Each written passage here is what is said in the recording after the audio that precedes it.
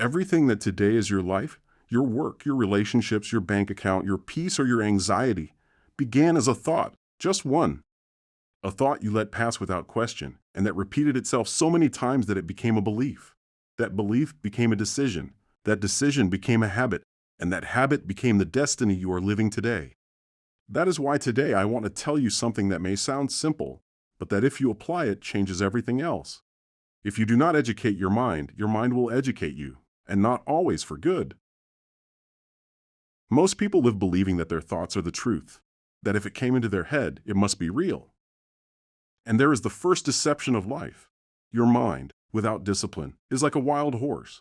It runs wherever it wants, tramples whatever gets in its way, and often takes you to places where you never wanted to go.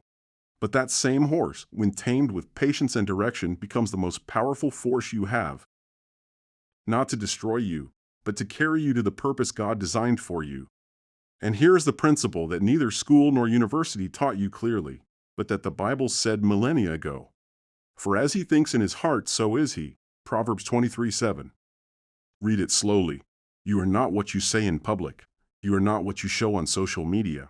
You are not even what you pretend to be when you are with others. You are, at the bottom, what you think when no one is watching you. That is the real you.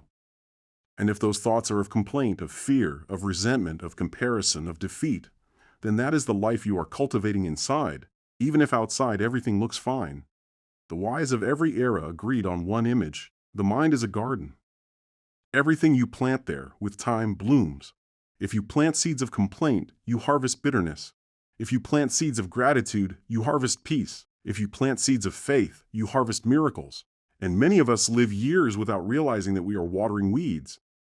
We complain about the flowers that don't come out, without seeing that we never planted anything but thorns. But here's where the Word of God becomes the most practical manual that exists to educate the mind.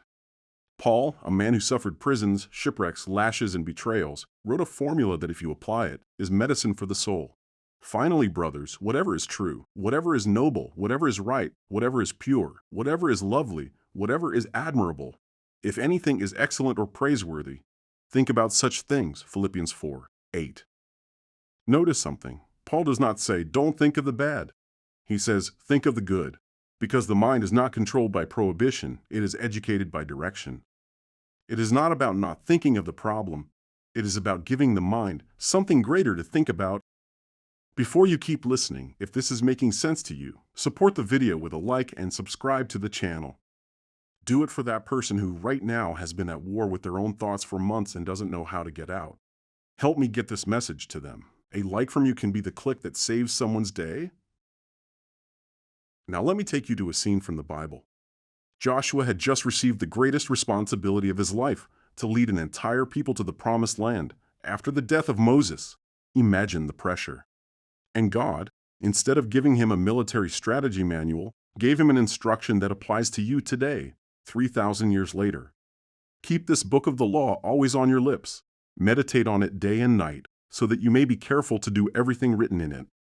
Then you will be prosperous and successful. Joshua 1:8. Did you hear? Day and night. Meditate. That is, feed the mind with God's truth constantly, until that truth becomes the loudest voice inside. And there, God said, is when everything begins to go well. Not when you change houses, not when you change jobs, but when you change what is repeated in your head. And this is not spiritual theory. It is the oldest and newest law in the universe. The Stoics taught it. Modern neuroscience confirms it. Your brain is literally reconfiguring itself according to what you think repeatedly.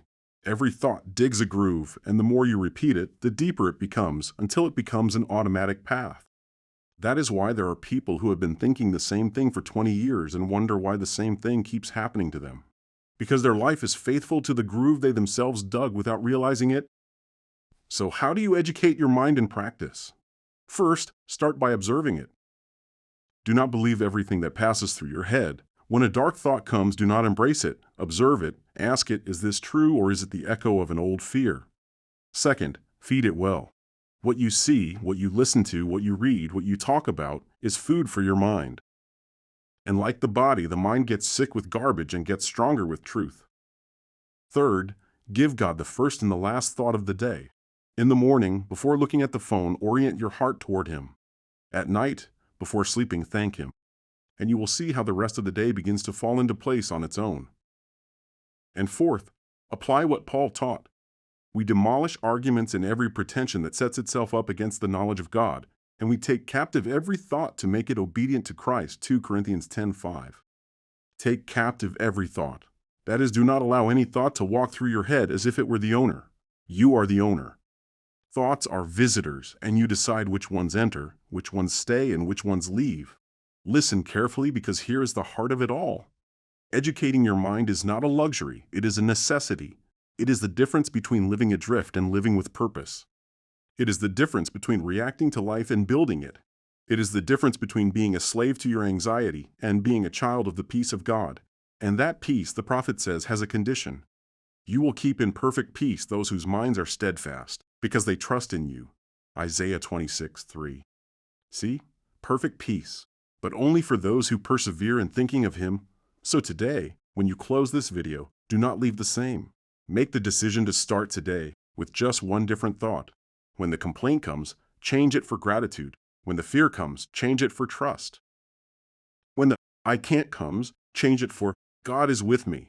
At first it will be a fight, but every thought you renew is a stone that rebuilds your entire life, because you do not change your life by changing what is outside. You change your life by changing what you think. And when you let God be the gardener of your mind, everything that grows there becomes, sooner or later, fruit. Educate your mind. Take care of it. Feed it with the Word. And you will see how, in silence, without noise, your whole life begins to flourish.